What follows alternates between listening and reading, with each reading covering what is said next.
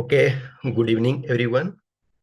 So this is basic introductory section, introductory part where I will discuss some of the aspects, some of the basic stuffs related to interview preparation.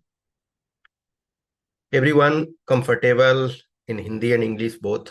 So Hindi, are you comfortable all now?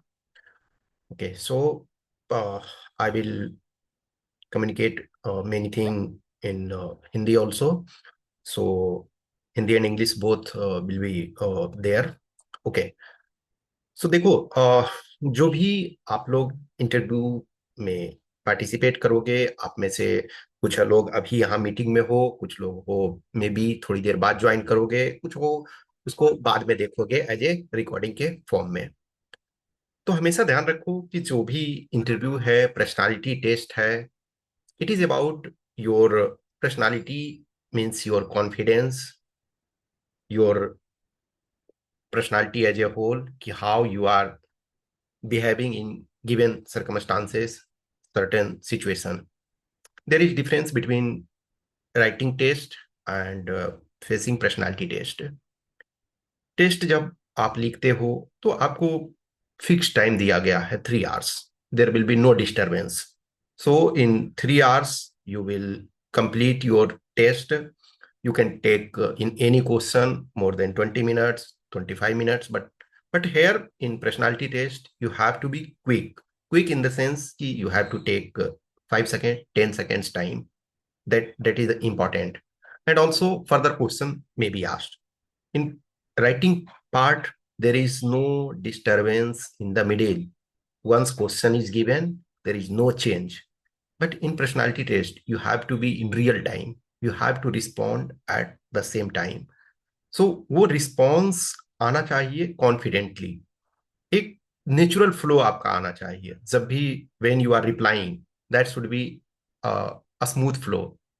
किसी भी person को, जैसे आप देखते हो, latest एक दुनिया के जितने टॉप के स्पीचेज हुए हैं, या आप किसी फेमस पर्सन को, फेमस टीचर को देखते होगे, किसी चीज को बोलते हैं, तो आपको लगता है कि क्या अच्छा बोल रहे हैं, लेकिन यू शुड रिमेम्बर कि that person reach to the position after so many time practising practising practising.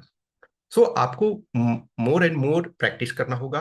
और प्रैक्टिस बेसिक स्टेप्स को, कुछ जो आपके डीएफ में टर्म्स हैं, टर्मिनोलॉजी है. सबसे पहली बात है, जैसे कि introduce your self, for example आप ये कहते हो, तो यू आर द पर्सन जिसको सबसे ज्यादा अपने बारे में पता है. मे बी वो सामने वाले ऑब्जर्वेशन उन चीजों को भी कर रहे हैं जो शायद आपने ध्यान नहीं दिया, but in normal you know more than any person about yourself. You have lived entire life with yourself. सो हमेशा ध्यान रखो कि अपने बारे में जितना हो सकता है उसको एक्सप्लोर करो. और एक्सप्लोर करने का मतलब है कि इंट्रोडक्शन जैसे आप बोलते हो, तो एक कॉन्फिडेंस रहना चाहिए. अपने बारे में बोल रहे हो तो जो आई कांटेक्ट है वो आई कांटेक्ट होना चाहिए. फ्लो है स्मूथ होना चाहिए. प्लस जो भी, जैसे बहुत सारे लोग आप में से हो जो ऑलरेडी इंटरव्यू में अपियर हो चुके हो. किसी के 100 मार्क्स आए होंगे, किसी के में भी कम आए होंगे, या कुछ ऐसे भी पर्सन हैं, चलो ठीक है 100+ भी हमारा आ गया, बट अनफॉर्चुनेटली सिलेक्शन नहीं हुआ. But at present you have to have confidence. I can score 120 even, और 120+ ऑल्सो. लास्ट 3-4 years देखो, इनफैक्ट 21 बैच से फर्स्ट टाइम 21 बैच 120 मार्क्स दिया गया. उसके पहले इवन किसी भी कैंडिडेट को 120 नहीं दिया जा रहा था. जैसे आप टेस्ट में देखते हो कि वंस, या लेटेस्ट एक क्रिकेट में, कि वनडे में एक समय था कि 200 रन या 250 बनते थे. फिर एक ऐसा वक्त आया इवन 400 रन बनने लगे.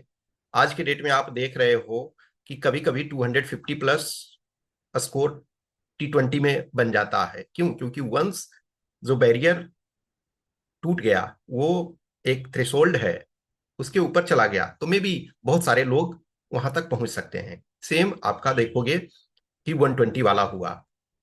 21 बैच पहला था जिसमें कई कैंडिडेट्स थे, उनको 120 मिला, लेकिन वो बहुत ज्यादा नहीं थे।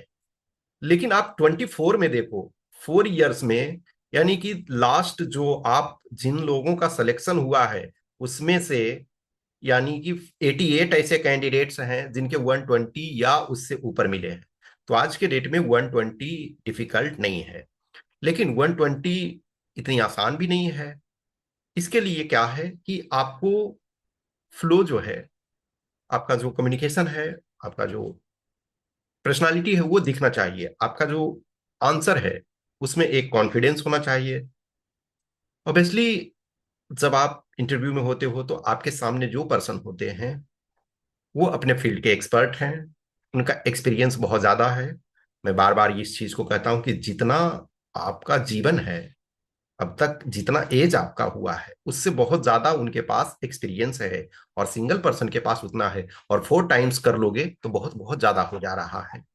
और and you are there alone, no notebook, nothing, no assistance, your body, mind, and coordination of body and mind will give you marks there.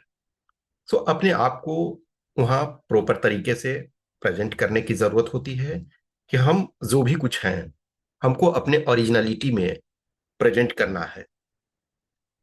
देखो, जब भी आप किसी भी चीज को कॉन्फिडेंस में देखते हो या किसी भी चीज को बहुत अच्छे तरीके से देखते हो तो उसमें बहुत सारा एफर्ट लगा हुआ होता है। जैसे आप एक बेस्ट एग्जांपल लो, कोई मूवी है। एक मूवी यदि कोई बन रहा है, एक मूवी कोई बनता है तो सपोज 1 ईयर लग रहा है या 6 मंथ लग रहा है, और आप उसको 2.5 आवर्स में देख रहे हो, 3 आवर्स में देख रहे हो, तो क्या है, आपको लगता है कि वो परफेक्ट है।